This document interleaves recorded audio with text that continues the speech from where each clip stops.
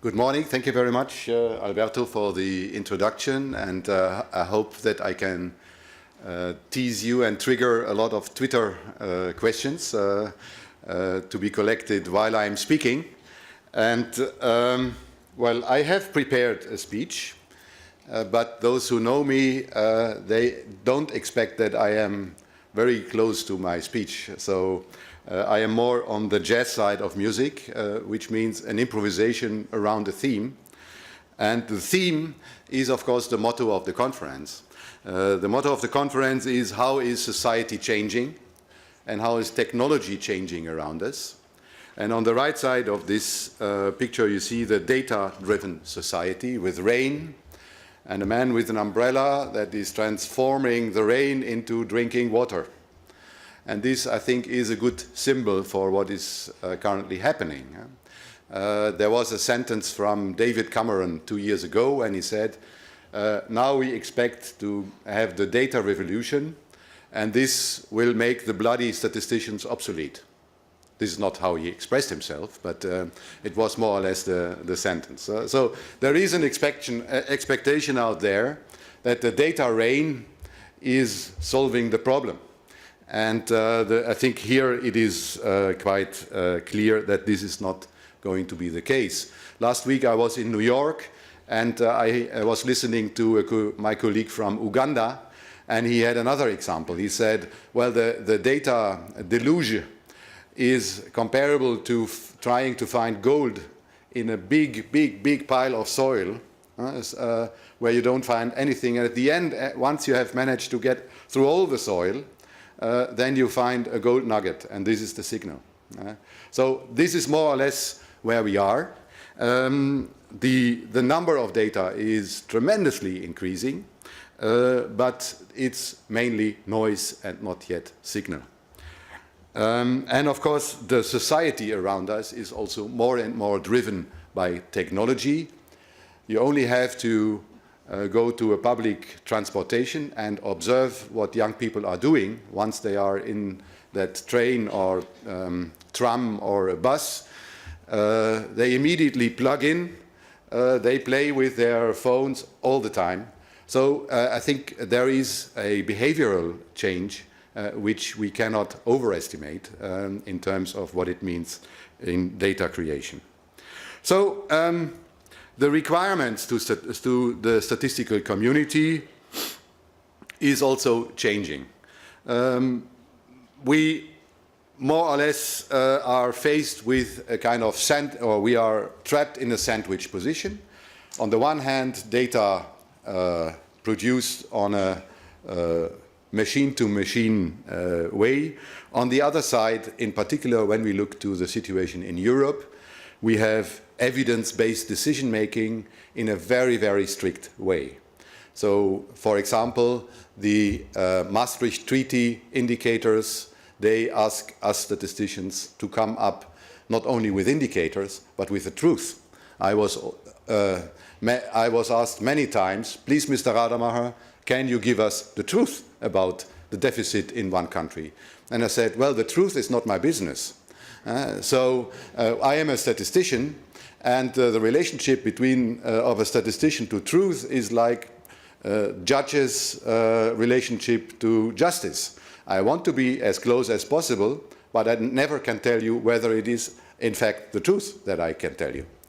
And so there is a lot of misunderstanding, and the handling of evidence in the society is by far not growing with the number of data. On the contrary. So there is some naive interpretation of what it means to have evidence-based decision-making, and if we are not careful, it might turn into the opposite, that at the end we have decision-based evidence-making. And this is what we have seen over the last years, so quality needs to be preserved. So this is the catchword, quality and trust for statistics. And how to enhance the quality and how to ensure it under new circumstances is the difficult question. So this gives you a picture of what is happening now. Mobile devices, cloud, data deluge, new methodologies, new data professionals, called data scientists, for example. Just to mention that in the Federal Reserve, a chief data officer was introduced. The same for the White House. So it's not just that we statisticians we have a title, I am the chief statistician, but now I have a neighbor called chief data officer. What is the relationship between the two of us? Quite pertinent questions that we need to answer in the next future. I will come back to this. What are we looking for in this conference? Technologies, techniques, products, partnerships, new partnerships, partnerships between statisticians and other closely related branches of data handling, be it private or public. This is quite important. Skills. So we are also looking for new skills and new professions in our houses. Without the young people bringing the new skills, I think we will not manage to cope with the new challenges. Now, what is important, I think, is that we understand that the dynamics are characterized by a mutual construction of statistics and the society. So this is a dialectic relationship. It's not that we follow what is happening in society or that the society is following what is going to happen in statistics. It is in the future, or in the next future, it will be of the same kind as it was for the last 200 years. Namely, that statistics and societies are mutually influencing themselves and developing. So, the same for business. If we are looking to business, then there is a word, at least in the German language society, which is called Industry 4.0. And Industry 4.0 means that we are now in front of the fourth industrial revolution, where not managers and operators are talking to each other in the production value chains, but it is machines who talk to each other and optimize the flow of product, services, and input and throughput. The society I have already mentioned. Products. When we are talking about products and services, of course, they also will come with, let's say, some smart information that we can use for statistics.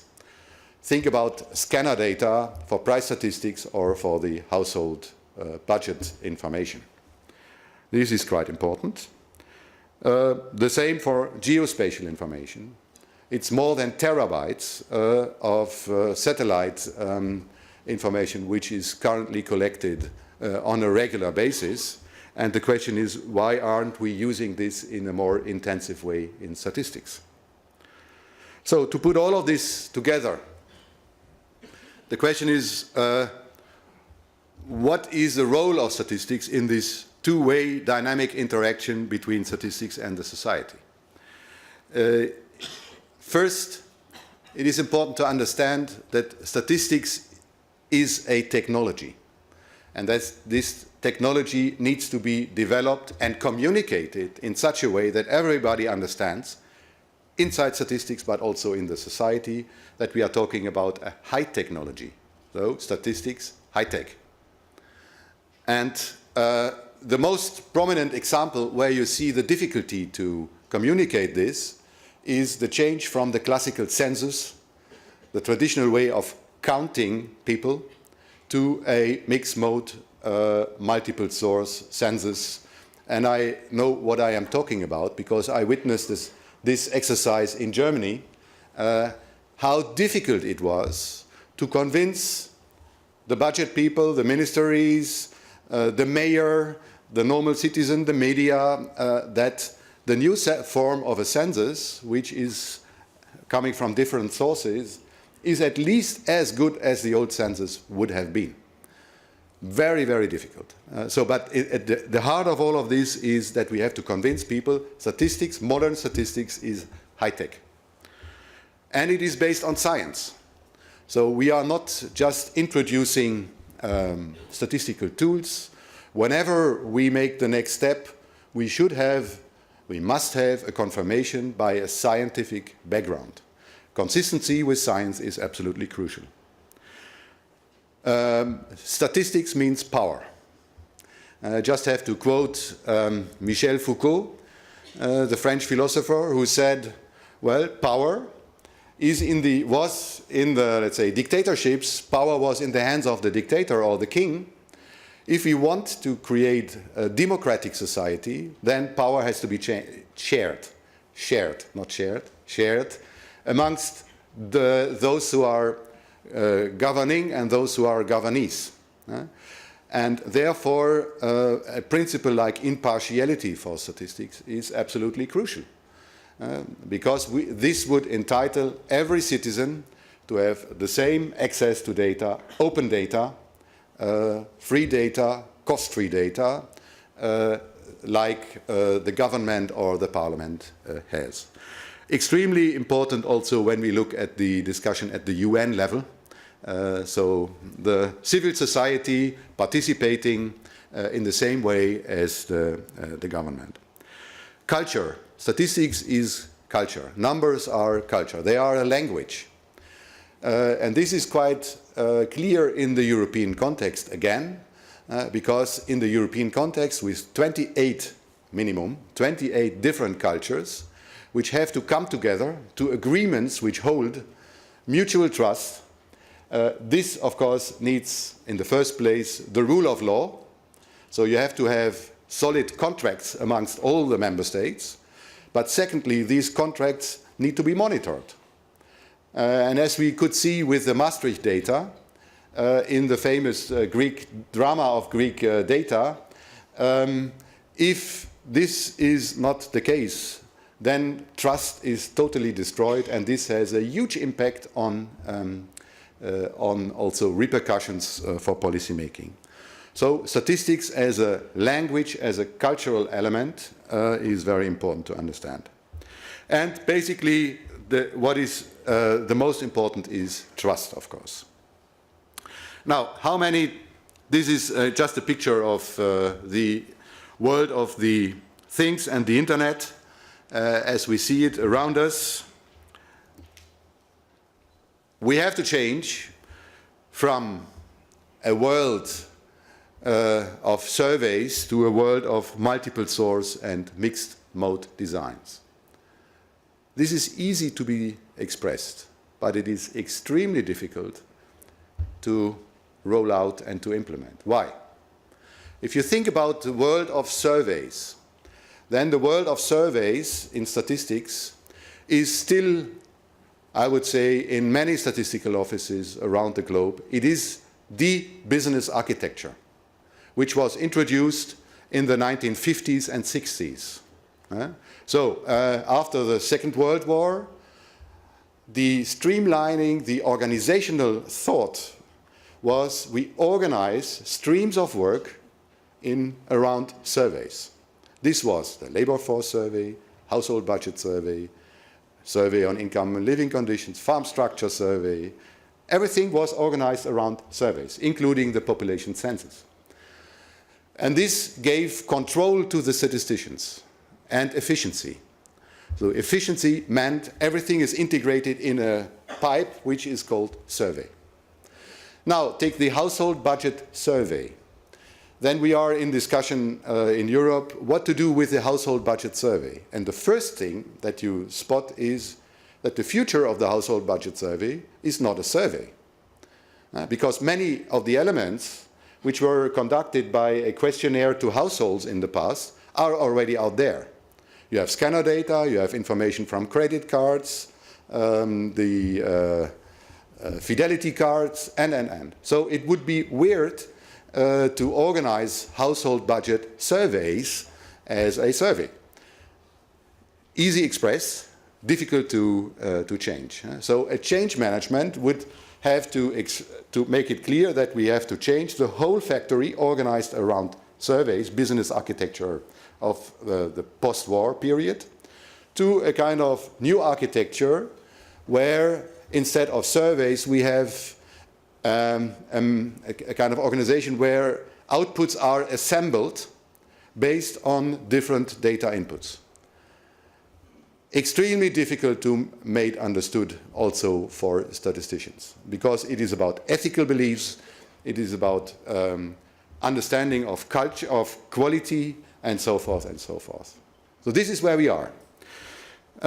So we want to change to a multiple source mixed mode design of statistics, and this is the main driver. Here you see then on the output side that we are not only producing as end product of this survey pipeline one table, one element, but we are also thinking about multiple purposes which are using our data. So not only one user, a unit of a DG in Brussels, which is the end user of Eurostat's work. No, it should be the society at large, which profits from the statistical machinery. Therefore, our new website, which is here on the right, has put much more emphasis on, let's say, statistical tourists. So we have now statistical tourists, we have statistical followers, and statistical experts as different types of profiles. And if you go to our new website, you would see statistical tourists in the top layer. And if you want to dig a little bit deeper, then you would find more. Modernization of statistics. So I see the colleagues from Geneva here. So there is a quite perfect understanding, I would say, that this statistical production has to be modernized, and we do this hand in hand in different formats, in particular in a cooperation with UNCEEA in Geneva, but also in the ESS Vision 2020, meanwhile adopted by the European Statistical System.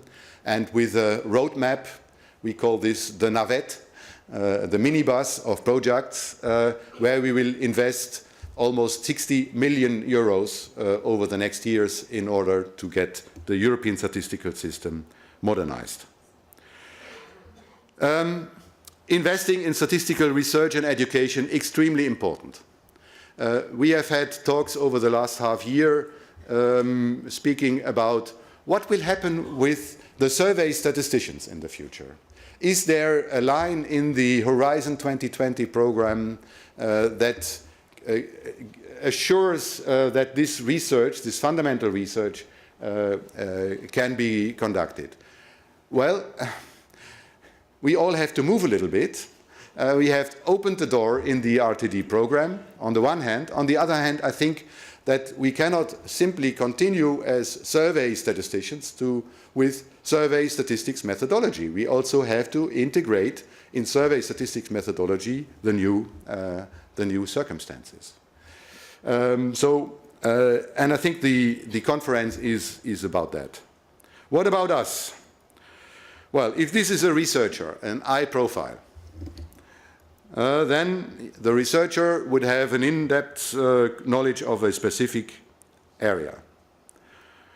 What about statisticians? A classical statistician would have a T profile, in-depth knowledge of one specific area, and a relatively broad knowledge of the neighborhood and of the entire program. What we are looking for is a pi, P. Pi, I never know, as a German it would be P, in English I think it is pi. There was this famous movie about this Indian boy.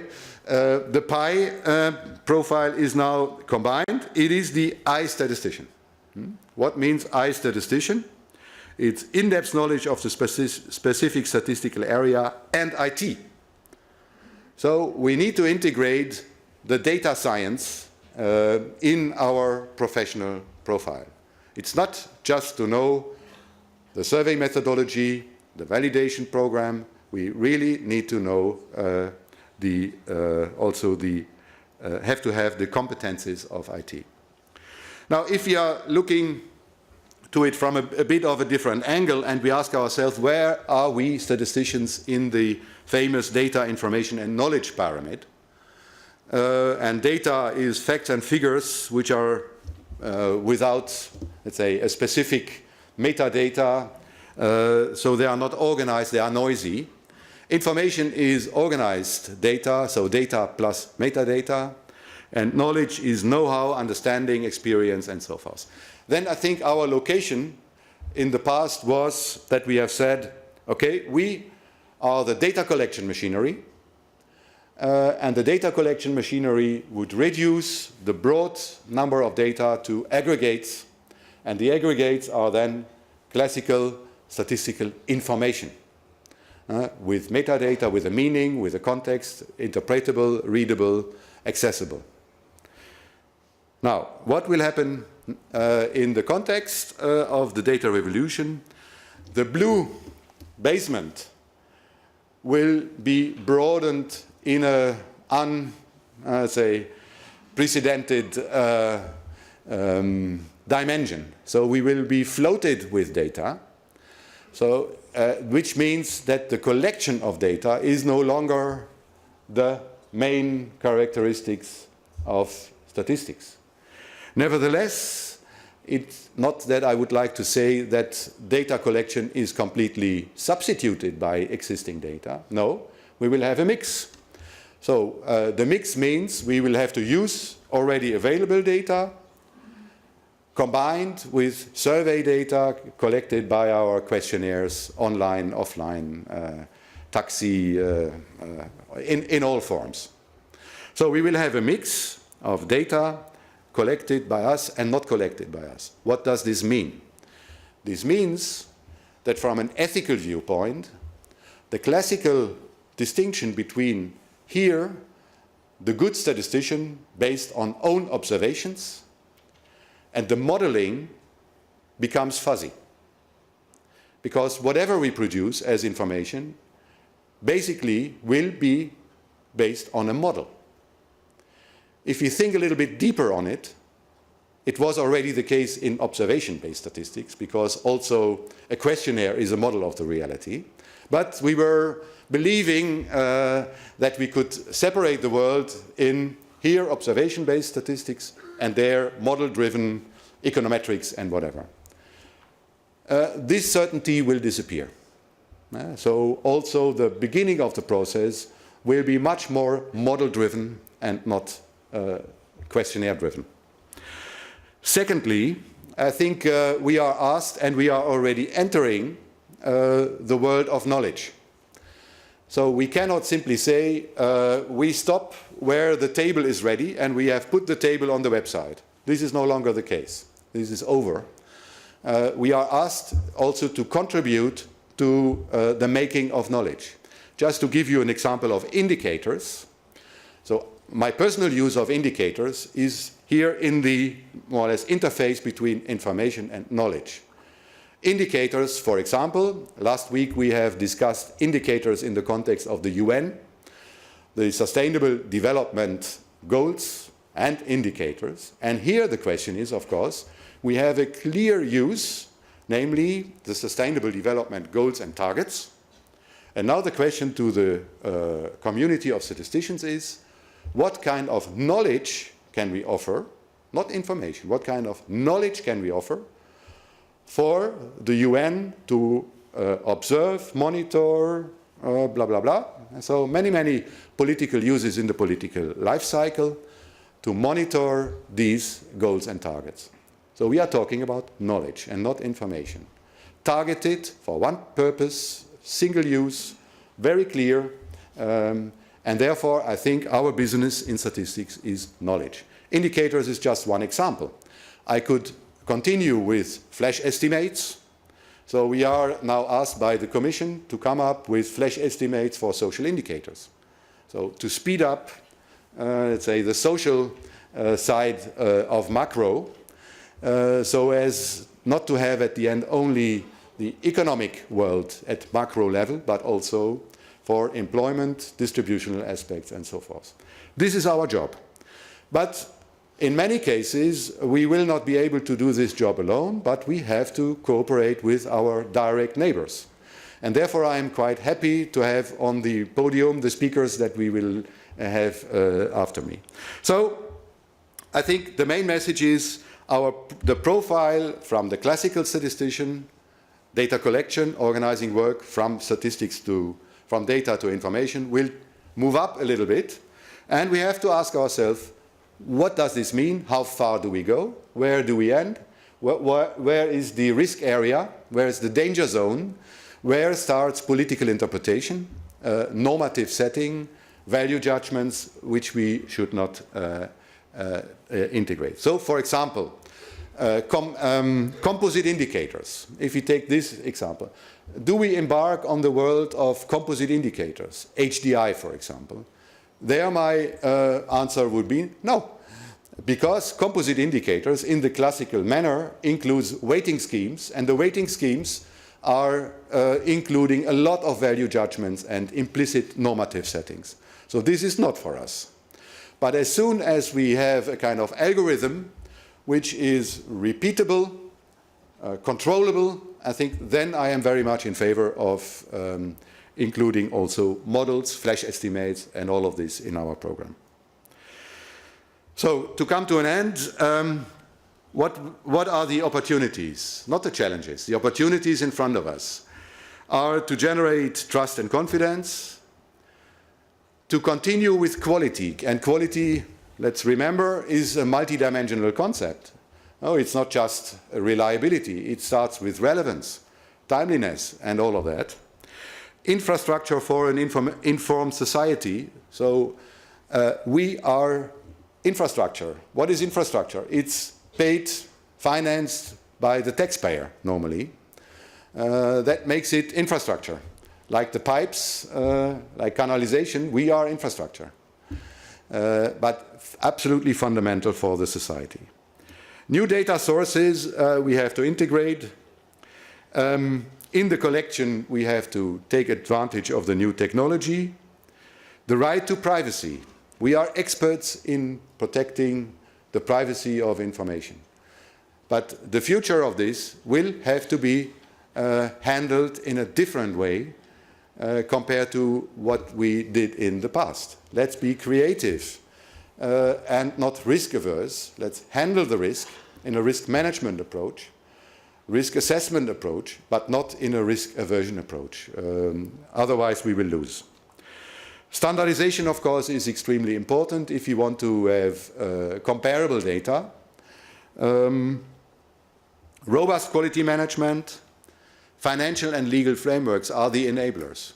If the society is not willing to give enough money for statistics, then we will be lost. And here I fear that the society is not well informed, that the society is willing to give a whole lot of money for the empirical work on the side of natural sciences. So think about all the parabol mirrors, the CERN accelerator, and all of that. If you compare to this, the money which is given for the empirical arm of social sciences, this is absolutely Mickey Mouse. Yeah? And we have to make it more clear that the empirical arm of social sciences needs to be better funded. And the capacity to attract the most talented professionals, of course, is the last but not the least important element. Let me just come at the end to a kind of historical perspective. In a way, our colleague Alain de Rosière from INSEE France would have said, statistics, the word statistics comes from state, in German at least. Yeah? It comes from the word state. At the beginning of the 19th century, official statistics was introduced with a modern national state, après Napoleon Bonaparte. And it's not by coincidence that many of the infrastructures were created in the first half of the 19th century. So in Germany, in France, in the US, in UK, but I've just picked up a couple of those. And then the 19th century was the era of descriptive statistics. And then one could compare this with the Industrial Revolution. So it's statistics 1.0. And then in the 20th century, we started with mathematics, inferential statistics, which has allowed us really to make statistics exploding. And then at the end, in the second half, we have introduced all these survey channels, the survey-based architecture in statistics, fundamentally using mathematical sampling design and survey methodology, clear. Then in the orange third era, it was much about IT. IT, the new data protection, difficulties with IT, and allowing enablers coming from IT. And now I think we are in a kind of blue fourth period of official statistics, where again, as I have said at the beginning, not only us need to change, but also the society around us. So it's again this kind of mutual interaction between the two sides. And I think in that sense, this conference comes at the right moment of time. Thank you very much.